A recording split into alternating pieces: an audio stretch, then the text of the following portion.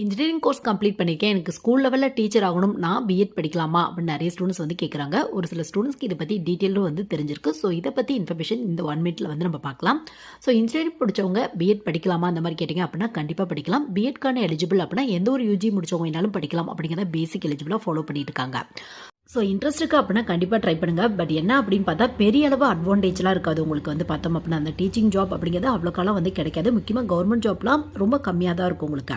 முக்கியமாக நீங்கள் இன்ஜினியரிங் முடிச்சுட்டு பிஎட் படிச்சிங்க அப்படின்னா 6th-லேருந்து 8th ஸ்டாண்டர்ட் வரையும் இருப்பாங்களா அந்த ஸ்டூடெண்ட்க்கு டீச்சர் ஆகிறதுக்கான வாய்ப்புகள் இருக்குது உங்களுக்கு. அது வேகன்சி ரொம்ப கம்மியாக தான் போடுவாங்க உங்களுக்கு. பட் எனக்கு அந்த ஃபீல்டில் தான் போகணும் அப்படிங்கிற இன்ட்ரெஸ்ட் இருக்குது அப்படின்னா கண்டிப்பாக படிங்க. But number of years plus fees எல்லாமே கொஞ்சம் வேஸ்ட் ஆகும் உங்களுக்கு.